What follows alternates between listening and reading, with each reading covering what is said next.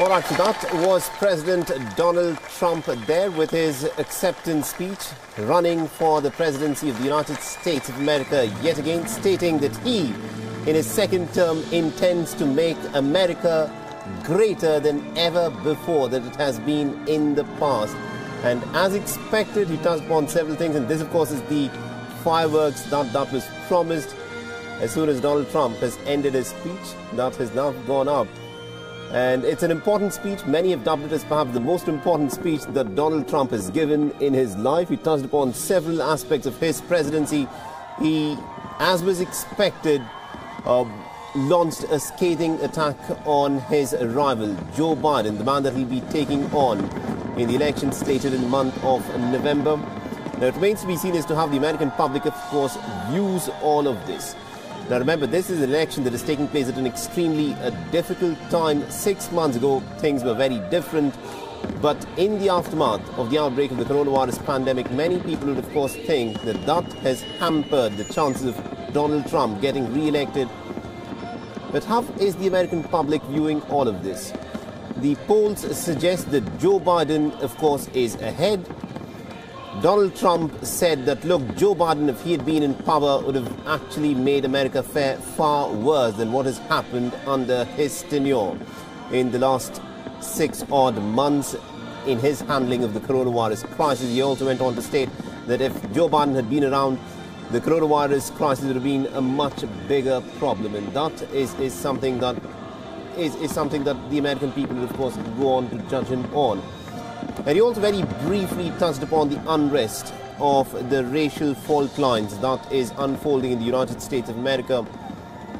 And that of course, is a huge issue. That is a burning issue that has taken over American society in the last several months. And it is an issue that will be in the center of how the people of America vote. Whether it'll be in favor of Donald Trump, whether it'll go against the president is something that remains to be seen. But what he has said is that he wants a very quick recovery as soon as the coronavirus pandemic ends. He also went on to state that he would like to add 10 million jobs over the course of the next 10 months. So he's made a few promises. He also said that he would like to put a woman onto moon. He wants the United States to send the first woman to moon, and a whole host of different promises, of course, have been made by President Trump. But has he said enough, and has he done enough to get re-elected, of course, is the big question. And to give us more insights into how all of this will, of course, play out, we are joined in by Jagriti Dave. She's joining us live from Washington, D.C. and has been tracking the events very closely for us. Good evening to you, Jagriti. This is, of course, the acceptance speech. So President Donald Trump has formally accepted the nomination from the Republican Party to be running for the office of the President of the United States of America. It was a fairly long speech lasting almost about 70 odd minutes. And as expected, he launched a scathing attack on his rival, Joe Biden, where he said Joe Biden is not the person who is fit to be the President of America. He also, of course, went on to state that if Joe Biden had been in power, then America would have fared far worse in this crisis of coronavirus.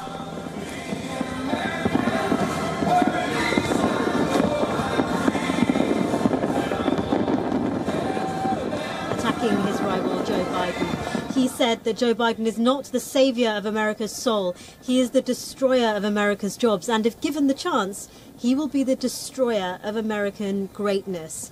He really is casting himself as the man who is going to make America great again, despite despite the many problems that America is facing right now. He is very much painting Joe Biden as in the thrall of the left of his party. The description of Joe Biden as a Trojan horse is one we've heard now many times from a variety of different speakers. We're hearing that he is going to be soft on China. There's a lot of the president's attacks on China go hand in hand with his attacks on Joe Biden. Both campaigns are using China to attack each other, and this is the common refrain that we've heard in the Democrat convention. Now we're hearing it from the Republican side, and we're going to hear it throughout the campaign. Absolutely, indeed. And just to dwell a bit more, he said that under Joe Biden, it would be make in China. But what he now intends to do as the President of the United States is to actually manufacture things in the United States and make in the USA is of course, going to be his leading slogan, so to put it. Do you think his scathing attack on Joe Biden now would have convinced the voters in America that despite the challenges that he has faced in his presidency, especially in the last 6-8 months, that he perhaps is a better man to be in charge of affairs than Joe Biden?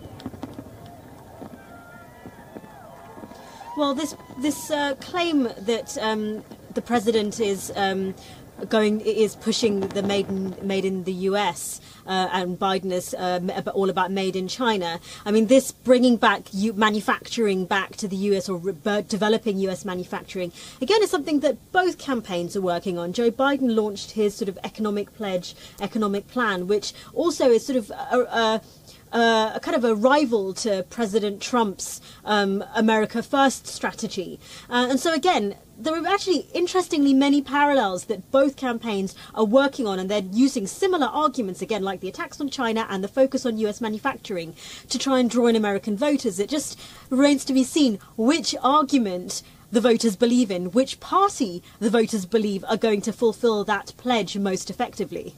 Absolutely, indeed. And also he spoke at length about many things that he had done. He said that there can be no nation without borders. He said that he's built about 300 miles of walls.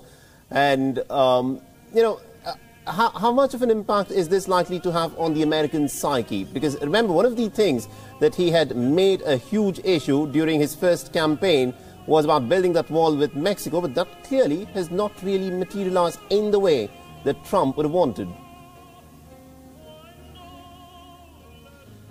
Look, these arguments on immigration, on the border wall, on China, on attacking the Democrats as socialists, all of these play very well into the president's base of support. His base love these arguments, and they're going to back the president no matter what. The question is whether those Americans who are undecided are going to be swayed by those arguments, whether they care enough about the border wall as an issue that will make them go, I want to vote for Donald Trump over Joe Biden. It's throughout the Republican convention, both parties have tried to bring in people from, claim that they are a broad party, that they are a broad church, and try to bring in a variety of people into their fold. Both parties are trying to appeal to African-American voters, Latinx voters, Asian Americans, and using different arguments to do so.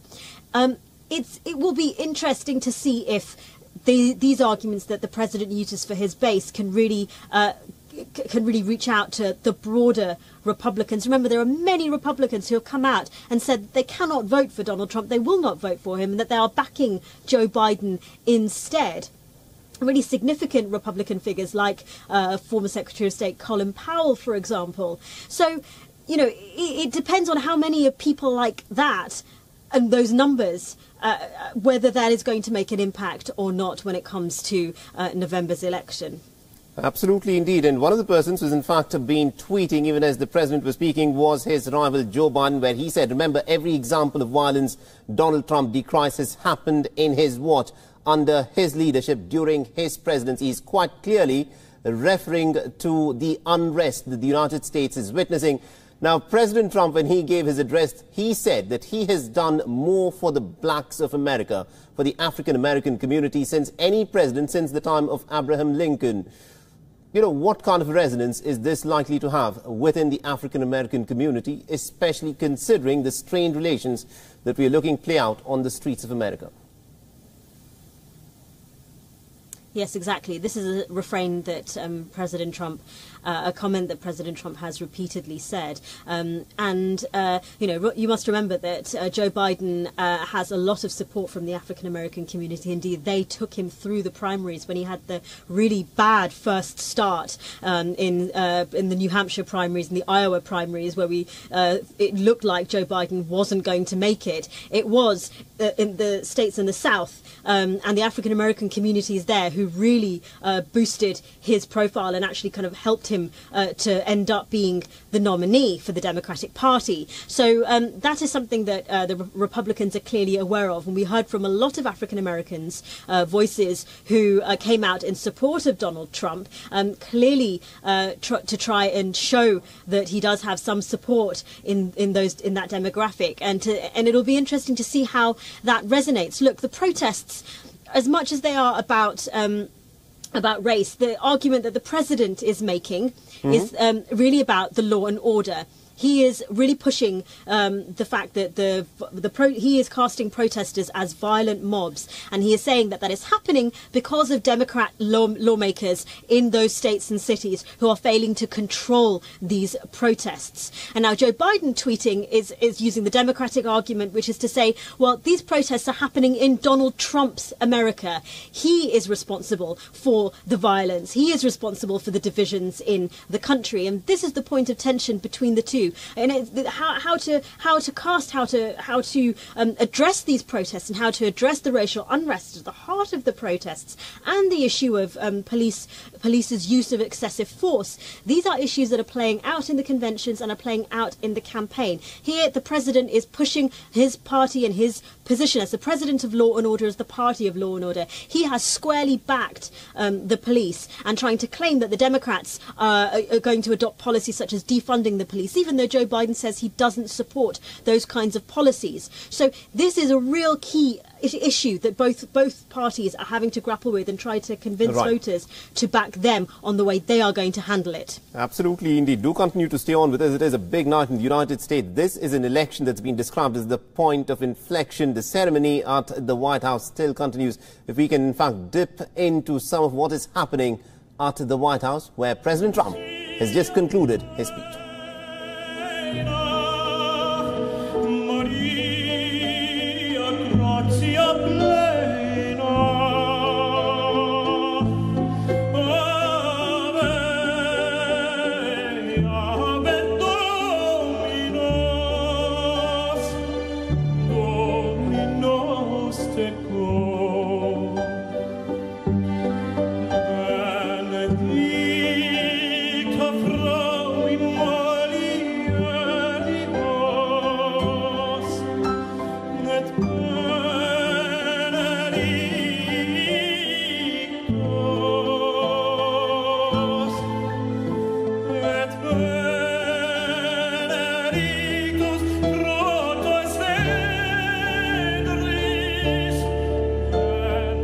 Back on this, a normal convention, even of a sitting president, would not normally take place at the White House, but Donald Trump has not really been apologetic about it.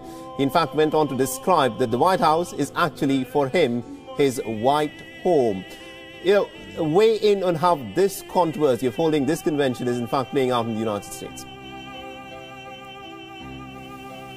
Yes, there are a lot of people who are criticizing the president's use of the White House as the backdrop to the Republican National Convention, just as they've criticized Mike Pompeo, the Secretary of State, for speaking at the convention whilst on a diplomatic trip to the Middle East. Now, these are all issues that are to do with the limits on federal employees engaging in political activities and the use of federal buildings in partisan political statements and events.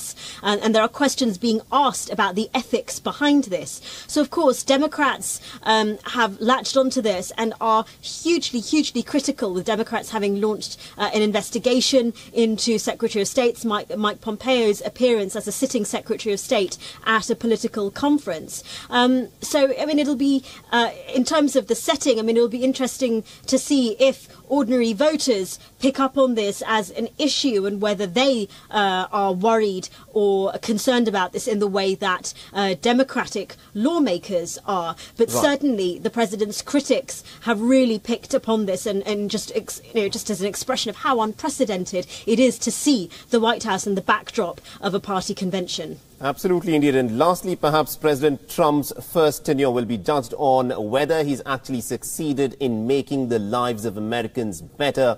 His first campaign slogan had been to make America great.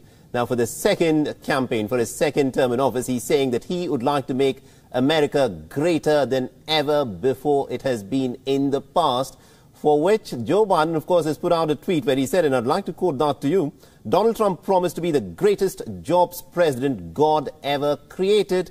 Instead, tens of millions of Americans are out of work.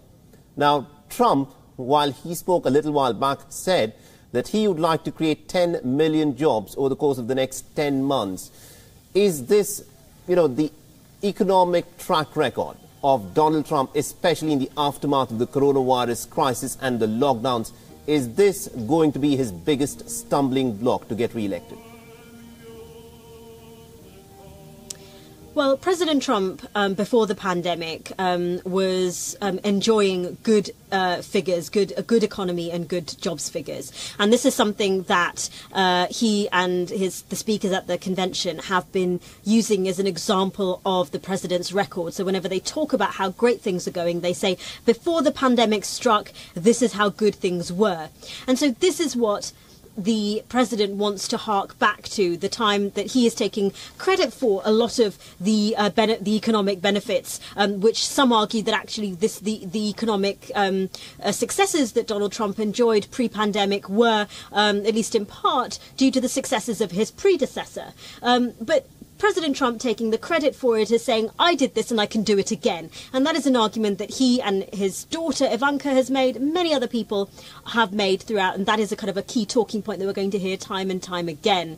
But of course, the pandemic has hit people hard. People have lost their livelihoods. People are struggling. 1 million more people have claimed unemployment, according to the latest figures. And so it's in this backdrop that as people are feeling the squeeze due to the pandemic, right, how are they going to see, how is that going to play out in who they vote for, and how are they going to see the arguments put forward by both candidates on jobs and the economy? Who do they trust? Who do they want? Who do they believe will take them out of the difficult times that they're facing right now? Absolutely, indeed. These are difficult times, and these, of course, are very important times in American politics. Thank you very much indeed, Jagrati Dave, for joining us and getting us all those insights.